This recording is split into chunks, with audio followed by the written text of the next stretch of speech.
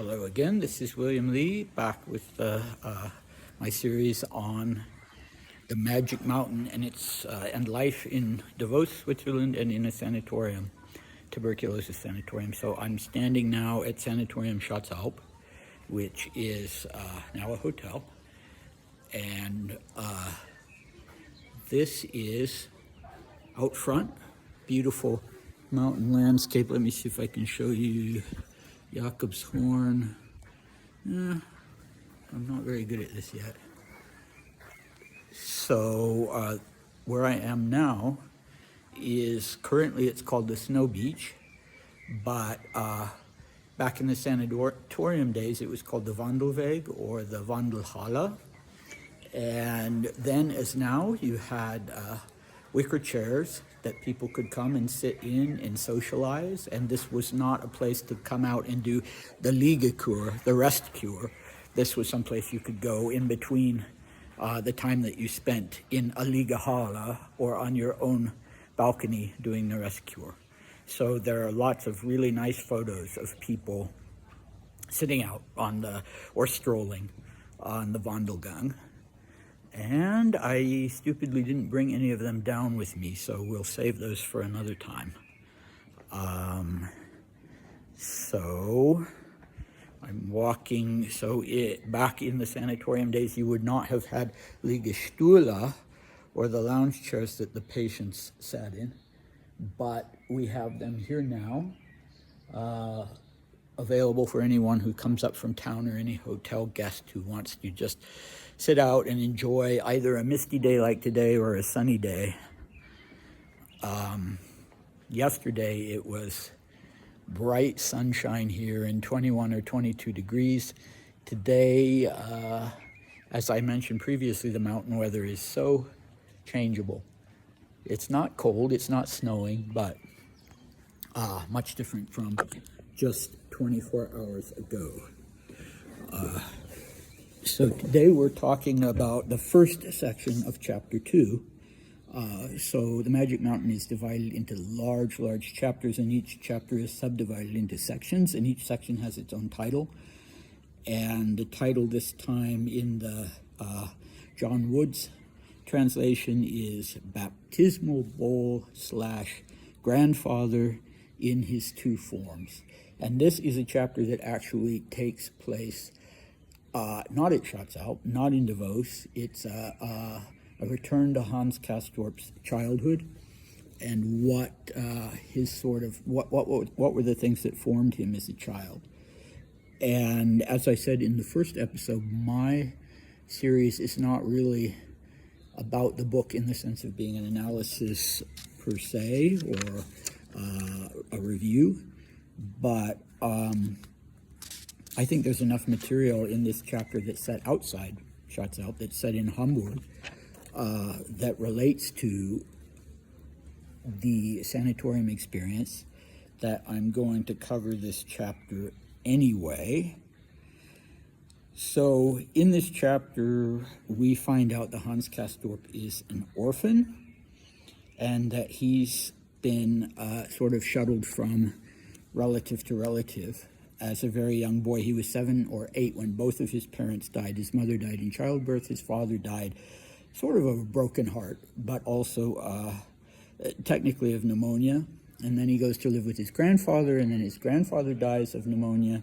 And then later on in the next outside of Davos chapter, we see his youth and young adulthood where he's living with a great uncle. So this chapter offers us a kind of different take on time.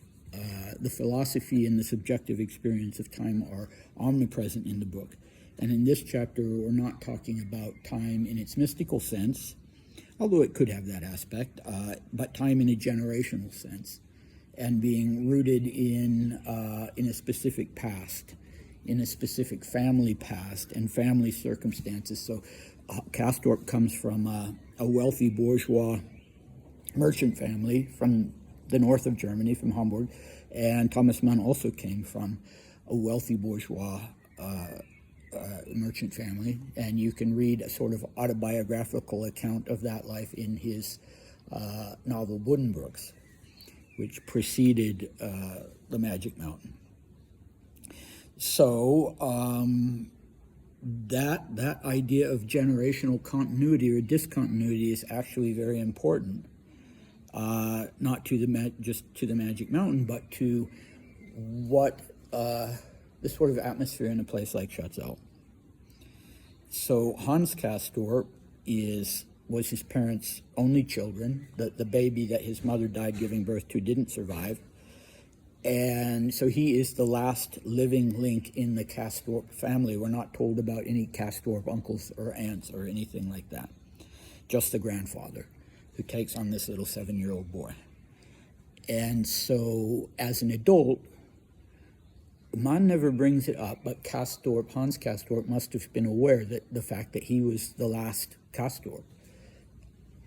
And I think he assumes, certainly when he first gets to the sanatorium, that, yeah, he's going to marry some, as Mann says in the English translation, some silly goose in the flatlands, and he's going to have children and lead a conventional life. But he falls in love with someone who could never have provided him with that life and who didn't fit into that environment, I should say. And then at the end of the book, spoiler alert, he is either killed or probably maimed by an artillery shell when he leaves the sanatorium and enlists for the German army at the outbreak of World War I. So we have a real, the beginning of a real dichotomy that is omnipresent in the book between Hans Castorp's relatives, his father, who was a tender-hearted man and who, after his wife died, really didn't have the will to live anymore and passed away, and it was a gentle death because he didn't even fight it, his death from pneumonia. And the grandfather on the other side, who is a man of fierce will and determination and very rigid in his beliefs, very old-fashioned, but he has this just sheer force of will and determination that causes him to, when he gets pneumonia, even though he's an elderly man, he fights it to his last breath. And he's also a man who sort of stands at the ocean of time and holds out a hand and says, "You can come no further." So the book says he was a man who opposed anything new, and so much so that when he poses for a portrait, he does it in the style of a sort of a Spanish grandee from a much earlier century, and he's wearing this lace cuffs and this elaborate Spanish ruff, and he's also buried in those things. And that, to Hans Castorp, is the truth of his grandfather, and that's the nobility of his grandfather. So much so that when he sees his grandfather in his coffin, he thinks, aha, this is the way grandfather was always supposed to be. This is the real grandfather, and that makes a profound impression on him. So his grandfather's influence, even though I think he was only with his grandfather for a year and a half, is profound. And after that, he has more the modern influence at his great-uncle's house. And so this really plays into the kind of life that Hans Castorp leads at the sanatorium, and his openness to the influence of his two mentors. So later in the book, you'll have two mentors, Herr Settembrini, who's an Italian humanist and very much a modern man and greatly admires Hans Castorp's chosen profession as an engineer and a shipbuilder. And on the other hand, you have a rather sinister fellow, a Jesuit going back to the Spanish tradition, and he is more like grandfather. The old ways are the better ways.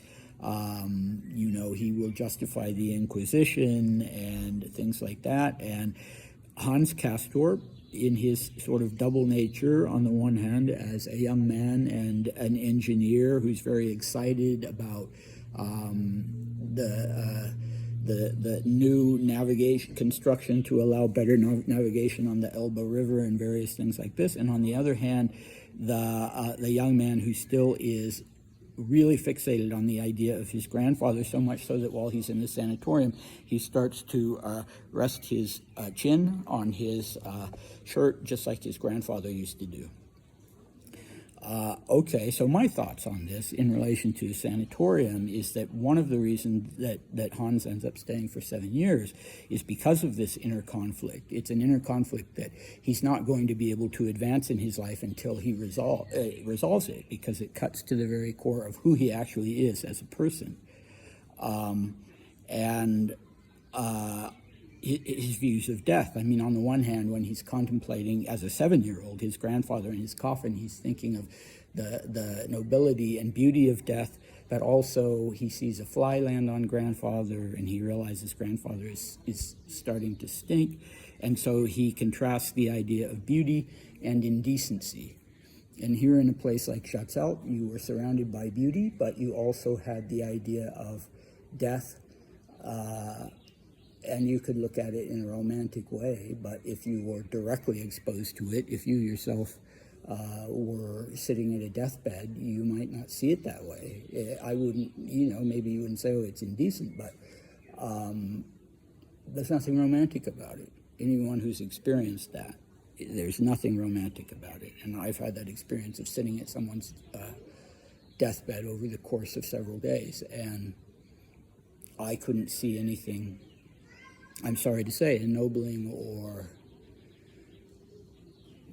romantic about it. So anyway, but I digress. So I suspect that life in a sanatorium for people who had those sort of inner conflicts probably would bring that out.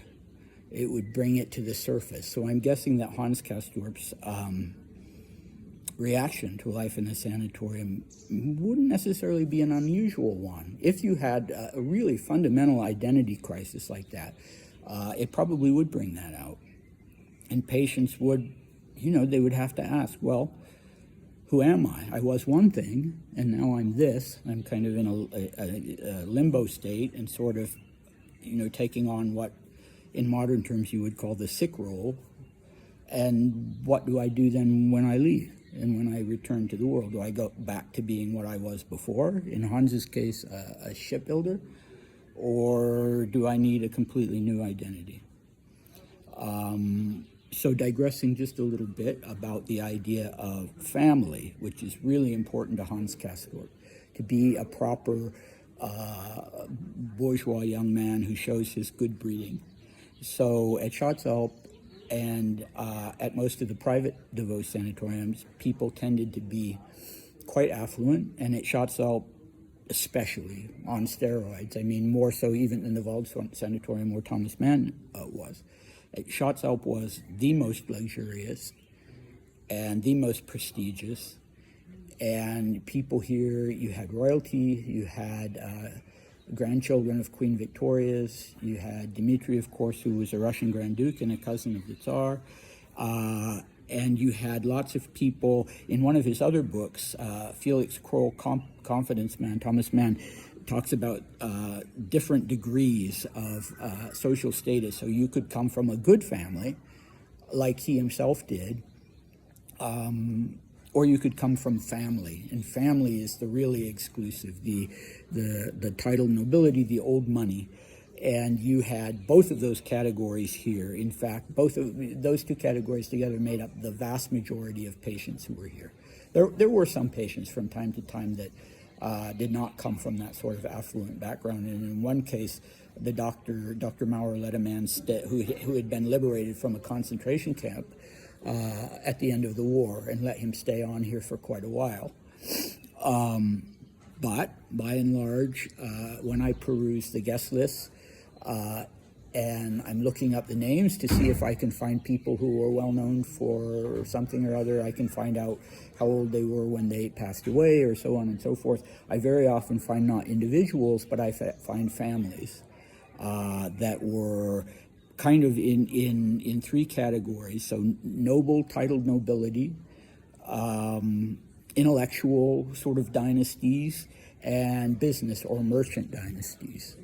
from all over Europe, and also from South America and India. And I'm not talking about British people in India, I'm talking about Indian families, timber merchants, things like that. And so one thing I may do eventually is sort of make a little booklet with the different coats of arms and a little bit of information about the so many families, people who were here at Schatzalp that came from these kind of family dynasties. So before I end this session, I wanted to talk, since Grand Duke Dimitri's diaries are the only diary account, and his letters, the only letters that I have that were written by a patient at Schatzalp, regardless of the fact that he was a Grand Duke. He's the only person whose direct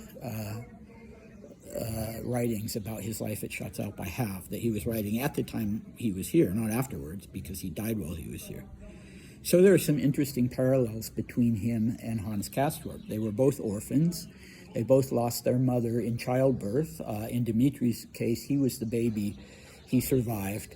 His mother died. And in Hans's case, it was a younger sibling, and the mother died during her pregnancy, and the baby didn't survive.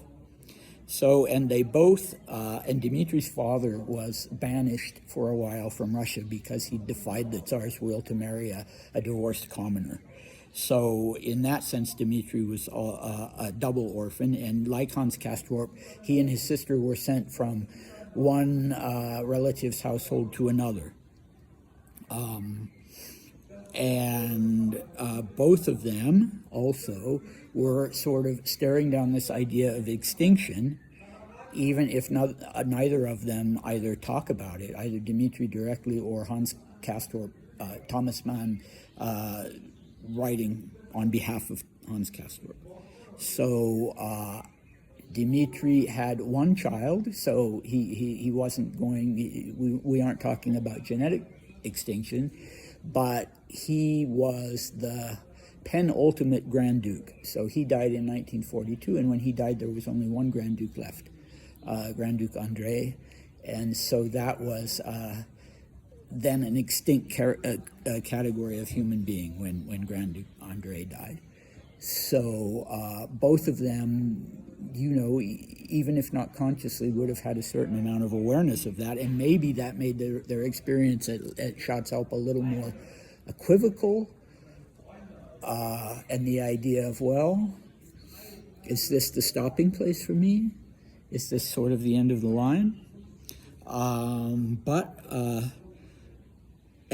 both of them were leaving a world, or a world, I mean, Hans Castorp had this little enclave with his grandfather of a world that really only existed in the past. And with the death of his grandfather, for him personally, that world was no more. And Dimitri had the same experience with the Russian Revolution. So that was the world that he spent, the Imperial Russia was the world that he spent the first 25 years of his life in, but that was gone completely. There was no going back to that for him.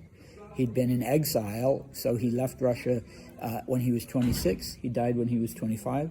So, or I'm sorry, 50. So he'd been in exile. He'd basically been in Russia half of his life in one world. And he'd been in a Grand Duke in exile for the rest of his life, the second half of his life. And he had various phases of his existence where he was trying to keep that connection to Russia strong. At first he was thinking that he may actually, and the British government for a while thought as well, that he would quite possibly be the next Tsar of Russia when the little Bolshevik problem was cleared up.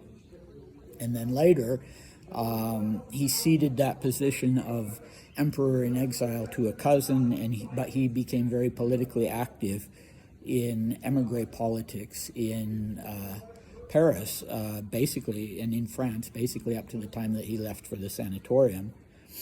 And he was a member of a emigre political group called Young Russia that was trying to find a balance between these two worlds, of the past and of the future. and saying, well, we shouldn't fixate on the past. We need to look to the future, to a young Russia. And they even had ideas, for instance, of establishing a Soviet monarchy, however that would have worked. And there was even one point where Dmitri gave a speech sort of extolling the accomplishments of Soviet Russia, the electrification of the country, and they'd built the world's largest plane in the 1930s, I think 1935 or 1936, and he'd crashed. And a lot of the Russian immigrants in France had said, oh, these inept Soviets, and they were glad. And Dmitri said, no, we're Russians. We should be proud. Well, he was then very often sort of accused of being a Soviet sympathizer and even a sort of crypto-Bolshevik. And by 1938, he had really moved away from that, and he really had become, as he told his sister, a sort of pan-European. And when the war broke out, Hans Castorp, of course, rushes, when the First World War breaks out, rushes back home to Germany to enlist. And Dmitri he'd really changed during his time at Schatzalp to being this sort of fervent Russian nationalist, to writing to his sister and saying, now I'm, he doesn't use the word pan-European, but I'm a patriot of Europe. And he wasn't a French citizen, but he clearly identified mostly with France and not at all with Germany. So that life that he'd built for himself before he came to Schatzalp as a political activist, with ambitions to be not another emperor, but to be somebody who would influence the future of Russia, young Russia. So that was all over. And he, if he had survived, and if he'd left the sanatorium, he would have really had to reinvent himself. And he was, as I said before, not at all a Hans Castorp type. So he had been a very active, sporty guy, playing polo. He was into bobsledding, all kinds of sports. He was an equestrian athlete in the Olympics in 1912. And he was also big on the nightlife scene in various parts of France and in London as well. But when he came here, he really didn't have the desire anymore to do those things. It embarrassed him that he didn't want to go out and mingle with the healthy people in town, which he could have done when he was feeling well. But he was very reluctant to do that. And so instead, he suffered sort of in the way that Joachim did. When am I going to be able to leave? When? The doctor says I have to be here another 6 months. Oh my God, how am I going to do that? It's so monotonous. He would get depressed and talk about how his morale is falling. And in another session, we'll talk about how doctors in sanatoriums, not only here and not only in Dmitri's specific case, would try to deal with patient depression when patients just couldn't sort of take it anymore.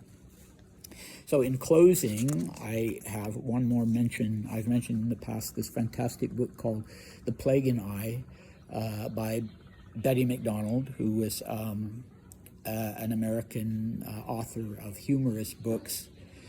And she spent 9 months in a sanatorium in Seattle, Washington.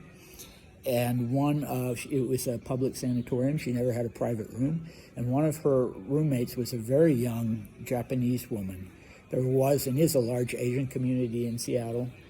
And I'm sorry about the music. The Japanese woman was only, I think, 18 or 19. And they were talking one day, they and some other patients, about how hard it was they were all newcomers, how hard it was to get used to the rest cure, the total rest. It was a strict sanatorium. They weren't even allowed to read for more than 15 minutes a day, and they weren't supposed to be talking. And this young Japanese woman very sort of poignantly tells them, and they're amazed at her because she's so serene. And she takes everything in stride. She's got a great sort of sardonic sense of humor.